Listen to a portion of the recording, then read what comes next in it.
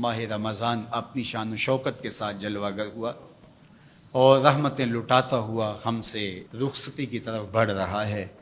اللہ اس ماہ مبارک کی برکتیں ہماری روحوں میں اتارے۔ ایسا نہ ہو کہ یہ مہینہ آیا اور چلا گیا اور ہم جہاں کھڑے تھے وہیں کے وہیں ہی کھڑے نظر آئیں۔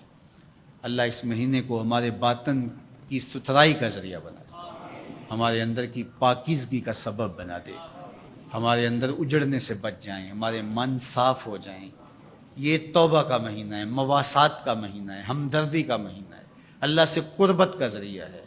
اس مہینے کی ہر رات بخشش برستی ہے، ہر دن میں نور برستا ہے، اس کے روزے گناہوں کا کفارہ ہیں، اس کا ایک ایک لمحہ اللہ کی رحمتوں کے حصول کا ضامن ہے۔ تو آئیے میں اور آپ اس ماہ مبارک میں اللہ کے حضور سچی توبہ کر کے اس کی خاص رحمتوں سے مالا مال ہوں۔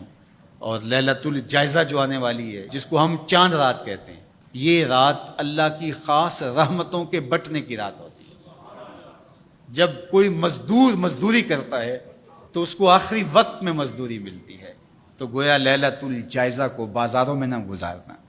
کچھ لوگ اہتمام سے اپنے کام مؤخر کرتے رہتے ہیں کہ ہم اس رات بازار جائیں گے، وہ رونق میلہ دیکھنا چاہتے ہیں، اور بہت سارے اوباش، بے حیا اور عیاش مزاج کے لوگ تو وہاں ہجوم میں گھس کر کے اپنی خواہشات کی تکمیل کرتے ہیں۔ تو یہ کتنی غلاظت اور کتنی گندگی ہے کہ رمضان المبارک کا مہینہ جو ہے وہ گزرا اور ابھی شیطان کھلے اور سب سے پہلے آ کے اس کو چمٹ گیا اور اس کو کہاں لا کے کھڑا کر دیا۔ تو لیلۃ الجائزہ یہ اللہ سے رحمتیں لینے کی رات ہے، برکتیں وصول کرنے کی رات ہے۔ یہ رات بھی مصلے بچھا کے بیٹھی اور اللہ سے رحمتیں مانگیے اور اس کی کرم نوازیوں کے لیے اس کے حضور سوال کیجیے۔